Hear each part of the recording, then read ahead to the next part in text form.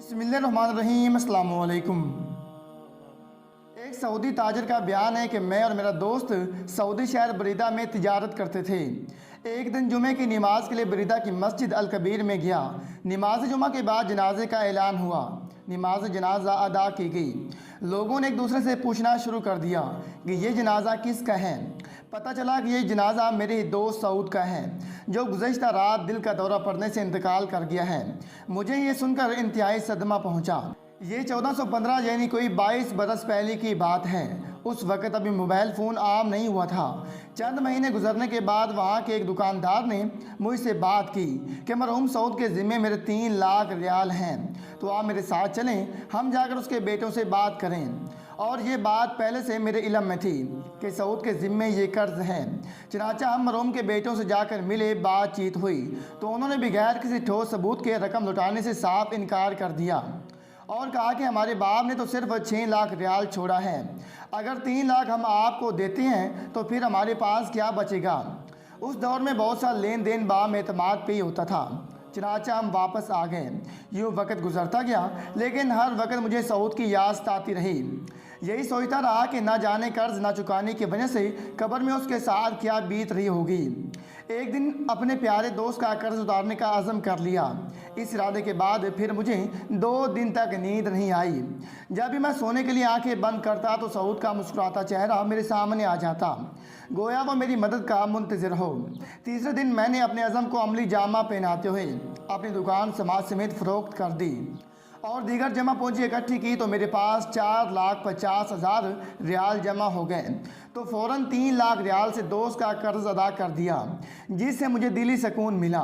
इस अदायगी के 2 हफ्ते बाद वही शख्स जिसको मैंने 3 लाख अदा किए थे मेरे पास आया और कहने लगा कि मुझे पता चला है कि आपने अपना सब कुछ बेचकर ये पेमेंट की है, लिहाजा मैं 1 लाख रियाल से दस्तबरदार होता हूँ। ये कहकर उसने 1 लाख रियाल मुझे वापस कर दिया और मार्केट में दूसरे ताजरों के साथ भी इस वाक़े का तज़किरा किया कि मुखलिस दोस्त ने कमाल की मिसाल कायम कर दी है। चंद दिन गुजर रहे कि एक ताजिर का फ़ोन आया। उसने पेशकश की कि मेरे पास 2 दुकानों पर मुश्तमिल एक स्टोर है जो मैं आपको बिला मुआवजा देना चाहता हूँ। मैंने उसकी पेशकश को कबूल किया। मजदूर लगाकर दुकानों की सफाई की। इसी दौरान सामान से लदा हुआ एक बड़ा ट्रक दुकानों के सामने आकर रुका, जिसमें से एक नौजवान ताजिर नीचे उतरा और सलाम के बाद कहने लगा कि मैं फ़लाँ ताजिर का बेटा हूँ, ये सामान मेरे अब्बा जान ने भेजा है और कहा है कि सामान बेचकर इसकी निस्फ कीमत आप हमें लौटा देना और बाकी आधा माल हमारी तरफ से गिफ्ट है, और आइंदा जितने माल की ज़रूरत हो हमसे उधार लेकर फ़रोख्त करके पेमेंट अदा कर दीजिएगा। लोग जिन्हें मैं जानता नहीं था चारों तरफ से मेरे साथ तावन के लिए उठ खड़े हुए और थोड़ी अरसे बाद मेरा बिजनेस पहले से दुगना हो गया। अल-मुख्तसर के 1436 के रमज़ान अल मुबारक में मैंने 3 मिलियन रियाल अपने माल की ज़कात अदा की है और ये कोई अफसाना नहीं बल्कि एक हकीकत है।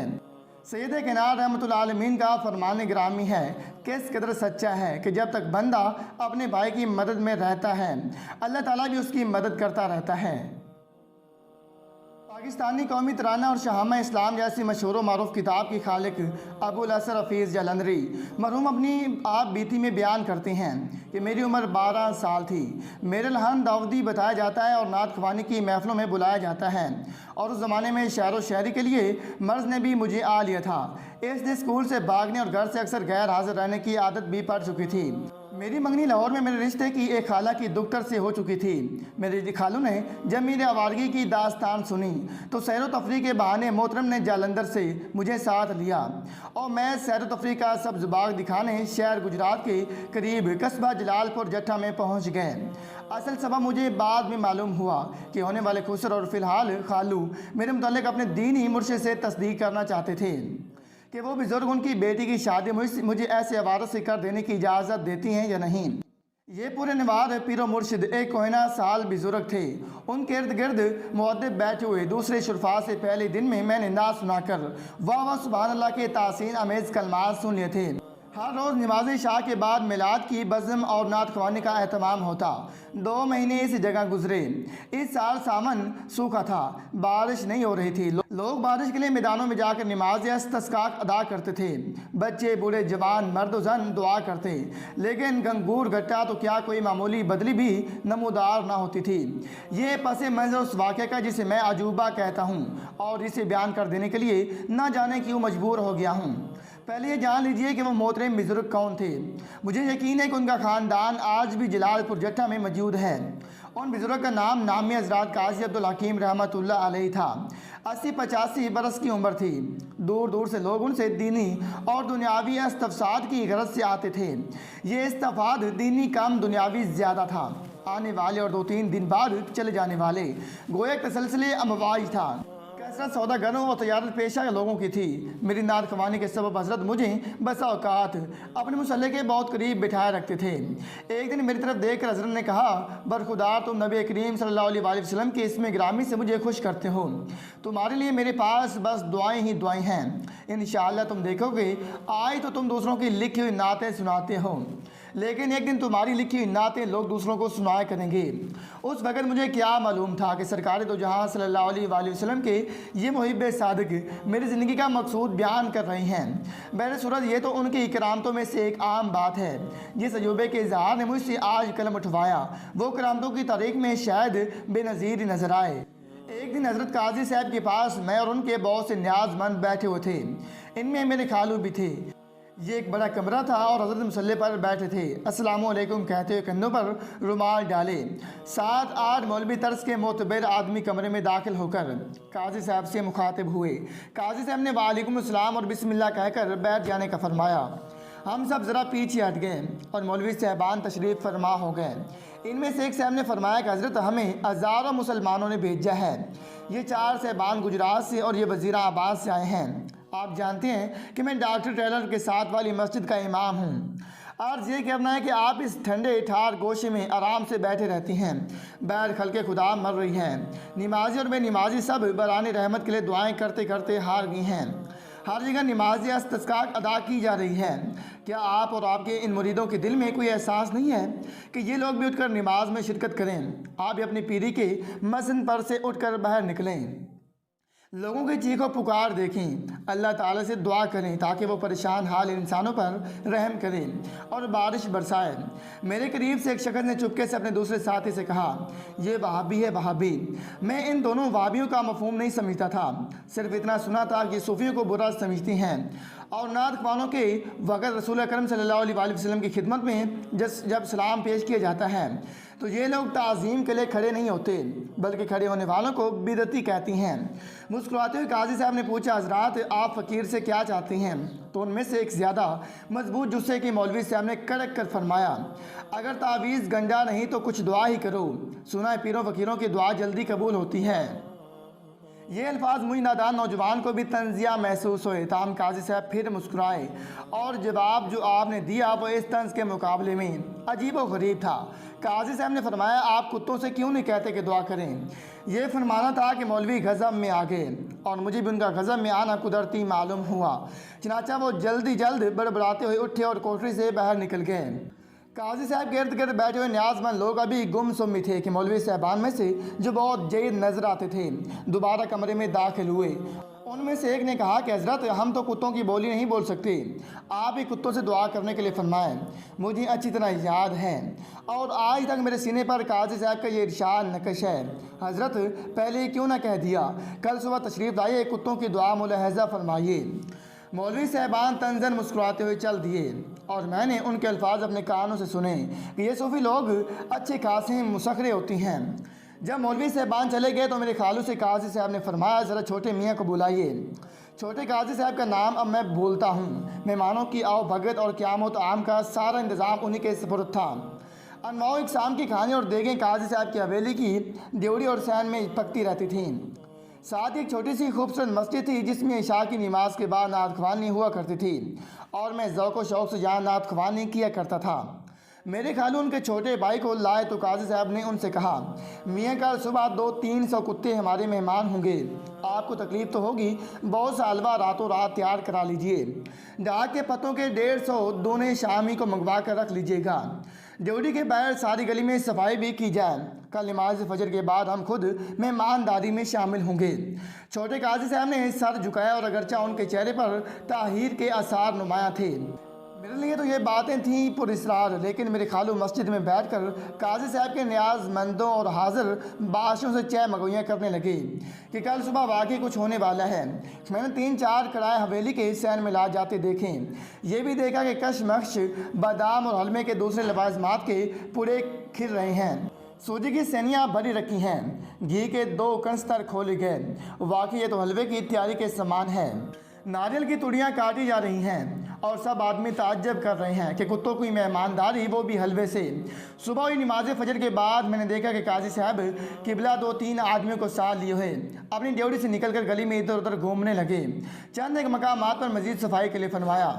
मेरी इन गुनाहगार आंखों ने यह भी देखा कि इस गली में दोनों तरफ यक मंजिला मकानों की छतों पर हैरत ज़दा लोग कुत्तों की ज़ियाफ़त का करिश्मा देखने के लिए जमा होने शुरू हो गए और जलालपुर जट्टा में से मुख्तलिफ उम्र के लोग इस गली में दाखिल हो रहे थे।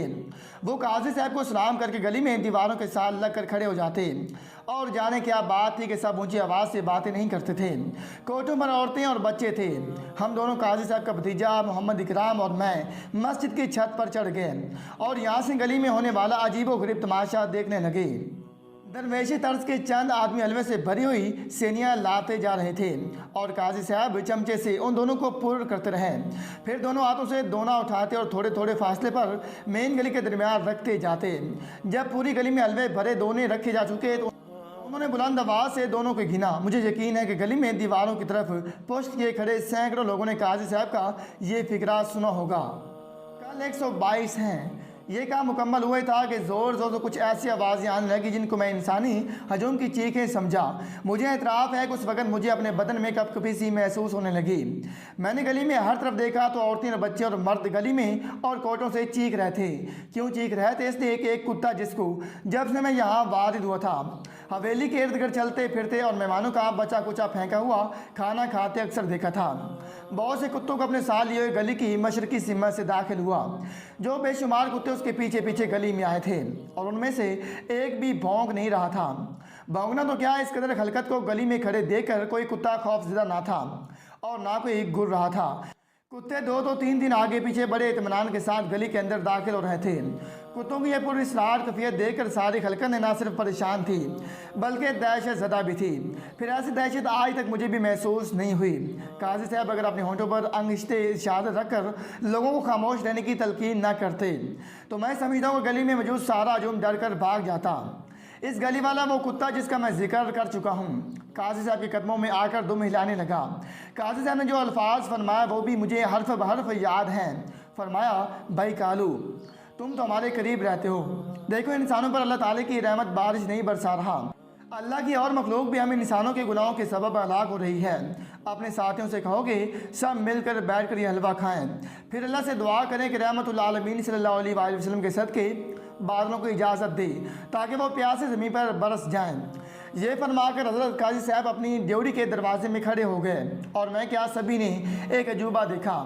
हर एक हलवा भरे दोने के गिर्द 3-3 कुत्ते छुप गए और बड़े इत्मीनान से हलवा खाना शुरू कर दिया। एक भी कुत्ता किसी दूसरे दोने या कुत्ते पर नहीं झपटा और ना कोई चीखा चिल्लाया। और जिस वक्त ये सब कुत्ते हलवा खा रहे थे एक और अजीबोगरीब मंजर देखने में आया कि वो कुत्ता जो इस गली का पुराना बासी और इन तमाम कुत्तों को यहाँ लाया था खुद नहीं खा रहा था बल्कि गली में मुसलसल एक सिरे से दूसरे सिरे तक घूमता रहा जैसे वो ज़ियाफ़त खाने वाले कुत्तों की निगरानी कर रहा हो या मेज़बानी। मैंने स्कूलों में अपने ड्रिल मास्टर साहब को तालिब इल्मों को इस तरह निगरानी करते वक्त घूमते देखा था। कालू का अंदाज मुआयना बड़ा पुरशिकवा था जिस पर मुझे अपना ड्रिल मास्टर याद आ गया क्योंकि हम में से कोई लड़का मास्टर साहब के सामने हिलता तक नहीं था। थोड़ी देर में सब कुत्ते हलवा खाकर फारिग हो गए। बेशुमार लोगों ने हजूम में से सिर्फ हज़रत काजी साहब की आवाज़ एक मरतबा फिर सुनाई दी। वो फरमा रहे थे, लो भाई कालू इनसे कहो कि अल्लाह ताला से दुआ करें ताकि खुदा जल्द ही इंसानों पर रहम करें। ये सुनते मैंने गैर इरादी तौर पर एक तरफ देखा तो कल वाले मौलवी साहबान एक सिमत खड़े इस कदर हैरत ज़दा नजर आए जैसे ये लोग जिंदा नहीं या सकते के आलम में हैं। अब सुबह के 9-10 बजे का वक्त था, हर तरफ धूप फैल चुकी थी, तपश में तेज़ी आती जा रही थी। जब काजी साहब ने कालू को इशारा किया, हैरत अंगेज मैशर बपा हुआ था। तमाम कुत्तों ने अपना अपना मुंह आसमान की तरफ उठाया और एक ऐसी मुतहद आवाज़ में गुराना शुरू किया जो मैं कभी कभी रातों को सुनता था, जिसको सुनकर मेरी दादी कहा करती थी, कुत्ता रो रहा है, खुदा खैर करे। आसमान की तरफ थोड़ी देर मुंह के लंबी घुराटों के बाद ये कुत्ते जो मशरकी सिम्मत से इस कोचे में दाखिल हुए थे, अब मगरब की तरफ चलते गए। मैं और काजी इकराम ही नहीं, जलालपुर जट्टा के सभी मर्द जोन कुत्तों को गली से रुखसत होते देख रहे थे और खालिदों ने आसमान की तरफ मुंह खोले गली में बस दूर पड़े थे। दस्ते दुआ थे। जो ही कुत्ते गली से निकले, काजी साहब के हाथ भी दुआ के लिए उठ गए और उनकी सफ़ेद बुराकदारी पर चंद मोती से चमकने लगे। यकीनन ये आंसू थे। पस मंजर बयान हो चुका, अब मंजर मुलाजा फरमाइए। क्या आप यकीन करेंगे, मैं जो आज 70 बरस और 11 महीने का बूढ़ा बीमार हूँ, खुदा सुजल और नबी करीम सल्लल्लाहु अलैहि वसल्लम की कसम खाकर कहता हूँ कि बादल गरजा और मगरब से इस तेज़ी के साथ घटा उम्री की गली अभी पूरी तरह खाली भी नहीं हुई थी। मर्द, औरतें, बच्चे और बूढ़े अभी कोटों से पूरी तरह उतरे भी नहीं थे कि बारिश होने लगी। हम भी मस्जिद की छत से नीचे उतरे, पहले मस्जिद में गए और फिर हलवा खाने का शौक़ लिए अपनी हवेली की ड्योढ़ी में चले गए। देखा कि वही मोतबर मौलवी साहबान चटाइयों पर बैठी हैं और हज़रत काजी साहब हलवे की तश्तियाँ लोगों के सामने रखते जा रही हैं। वो हलवा खाते जा रहे हैं और आपस में हंस हंस कर बातें भी कर रहे हैं। एक ही ज़ुबान से मैंने ये सुना कि हज़रत, ये नज़रबंदी का मामला नहीं है तो और क्या है, जादू, नाउज़ बिल्ला। मुझे अच्छी तरह याद है कि काजी साहब किबला उनकी इस बात पर देर तक मुस्कुराते और उन पर बुलाए मेहमान के लिए मज़ीद हलवा तलब फरमाते रहे। और बाहर बारिश हो रही थी और अंदर मौलवी साहबान खुशी से हलवा उड़ा रहे थे। काजी साहब के जो अल्फाज आज तक मेरे सीने में मनकूश हैं, मैं यहाँ सबत किए देता हूँ और मेरा ईमान है कि ये मकसूद था। काजी साहब ने कहा कि कुत्ते मिलजुल कर कभी नहीं खाते, लेकिन आज भलाई के लिए जमा हुए थे। अल्लाह के बंदों के लिए दुआ करने के लिए वो इतने मुतहद रहे कि एक ने भी किसी दूसरे पर छीना छिमटी नहीं की। उनका एक ही इमाम था, उसने खाया भी कुछ नहीं। अब वो आएगा तो मैं उसके लिए हलवा हाजिर करूँगा। एक मौलवी साहब ने कहा कि हज़रत, हमें तो ये जादूगरी नज़र आती है। काजी साहब बोले, मौलवी साहब, हम तो आप ही के फतवों पर ज़िंदगी गुजारते हैं। खवाए से जादू फरमाए या नज़रबंदी, आपने तो ये ज़रूर देख लिया है कि कुत्ते भी किसी नेक मकसद के लिए जमा हूँ तो आपस में लड़ते झगड़ते नहीं। ये सुनकर मौलवी साहबान छींपते हुए नजर आए। मुझे याद है कि मौलवी साहबान को भीगते हुए इस ड्योढ़ी से जाते हुए मैंने खुद देखा था। बाखुदा ये अजूबा अगर मैं खुद न देखता तो किसी दूसरे के बयान करने पर कभी यकीन नहीं करता। याद रहे कि मैं वही हफीज़ जलंधरी हूँ जिसके बारे में हज़रत काजी रहमतुल्लाह अलैहि साहब ने जलालपुर जट्टा में 60 साल पहले फरमाया था कि हफीज़ तेरी लिखी हुई नाते दूसरे सुनाया करेंगे। अल्हम्दुलिल्लाह नाते रसूल सल्लल्लाहु अलैहि वसल्लम यानी शाहनामा इस्लाम सारी दुनिया के उर्दू जानने वाले मुसलमान खुद पढ़ती हैं और दूसरों को भी सुनाती हैं।